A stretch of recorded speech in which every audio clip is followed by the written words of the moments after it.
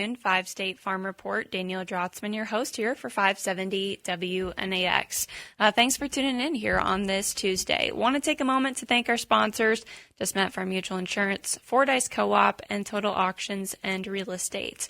As we continue throughout the program here today, excited to welcome on Trish Cook. She is a board member of the Swine Health Information Center. So, Trish, thank you for joining us here today, and how are you doing? Yeah, thanks for the opportunity to chat with you today and your listeners, Danielle. Doing great. Beautiful summer day here in the Midwest. So we look forward to the heat all year long. Yes, no kidding. Yeah, we gotta tell ourselves that in winter when it's negative, 20 outside. So that we gotta look forward to these summer days for sure. So, you were recently welcomed onto the Swine Health Information Center board. So congrats. I'm sure this has to be a very exciting position to jump into. Yes, I can hardly fill the shoes of the person who just recently termed out, Dr. Jeremy Pittman, as a veterinarian and very well respected in our industry. And he just termed out after serving 7 years on the board. So, like I said, he did such a great job, and I can hardly fill those shoes, but I appreciate the opportunity to be a new board member on the SHIC board.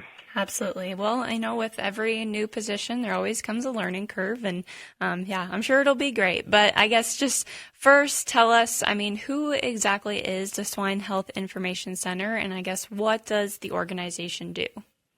Yeah, the Swine Health Information Center was launched in 2015 with funding from the pork checkoff. The goal is to protect and enhance the health of the U.S. swine herd by minimizing the impact of emerging disease threats. So the money that the checkoff organization has is primarily the funding mechanism for SHIC. They also are able to get some matching funds from the Foundation for Food and Agricultural Research. Also stands FFAR. It's a nonprofit organization established in the 2014 Farm Bill. So we're also able to get funding from there primarily for research. Gotcha. So, as you're jumping into this new role, I guess what exactly will you be doing? Obviously, you'll be a part of the board, but what is your role within the Swine Health Information Center? Yeah, we have a lot of scientists on our board. We have a lot of veterinarians, folks with PhDs and master's degrees in advanced science. And I'm going to bring a producer perspective, kind of a boots on the ground from the farm. Hopefully, I believe that the backgrounds of all of us on the board will complement each other and to be able to really bring together good ideas. So the organization puts out research program, like RFPs, so a request for proposal for folks on different topics of health in the swine industry. Most recently, earlier this year, they put out one requesting folks who wanted to do research on the influence of H5N1 influenza in the U.S. swine herd.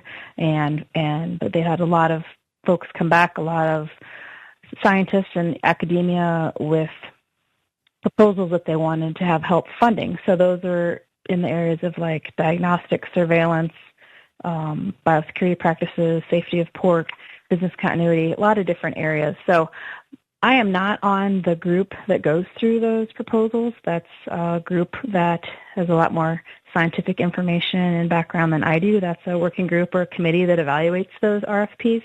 But then that group makes recommendations and it comes to the full board and we review all those proposals and authorize the funding. Gotcha. Sounds like a very interesting position that you're going to be jumping into, and just kind of a different perspective, I would say, maybe from maybe what you've been doing in the past through your other leadership roles too. So I guess, do you kind of have any goals on how you kind of hope to help Iowa pig farmers, or maybe, bring your perspective to that board and about what's going on back home in Iowa? Yeah, I think, again, it just goes back to kind of boots on the ground. We have so many just really, really smart people on the board, and I respect all of their knowledge and could only hope to attain a small percentage of that knowledge, but just bring the perspective from the farmer, what we see every day, with the things that we're worried about, and how the funding that the SHIC board has available to do research and how that can affect just everyday, life on the farm. It's comforting to know that they've got a lot of good information out there on their website. They've got podcasts and webinar information, documents about a lot of things in the industry that go on, disease-related or health-related. Yeah, for sure. And I guess, that's just kind of a prime example of, getting involved and how important that can be. Just the farmers in the industry. I mean, they're the experts, they know what's working for them and what isn't. And, the farmer is their biggest advocate. So it just goes to show, getting involved, can help other people make decisions, because you know what's best for the operation. Yeah, I know that it's not always easy to find time in a person's schedule to volunteer for these roles, whether it's at your local organization, your state or national organization. But sometimes you just kind of have to put yourself out there. It helps you grow as a person and helps you be proud of the industry that you work hard for every day. Absolutely. Well, I guess with that, where can we learn more about the Swine Health Information Center if we want to learn more? Yeah, we have a great website. It's swinehealth.org, swinehealth.org. Perfect. All right. Anything to wrap up on, or did I miss anything, or any message to kind of leave our listeners with here before I let you go? No, just, again, that website that I just referenced, swinehealth.org, has a lot of great information for producers as far as anything that you have to think of about swine health.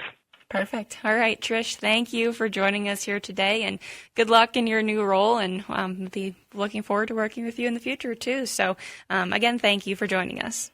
Thank you, Danielle. Always good to chat. Absolutely. All right. Again, that's Trish Cook. She is a newly appointed board member of the Swine Health Information Center. So glad to have her with us here today. So with that, we'll take a quick break. We will take a look at your cash grain numbers here soon. So make sure to stay tuned to 570 WNAX. Cows moo. Pigs oink.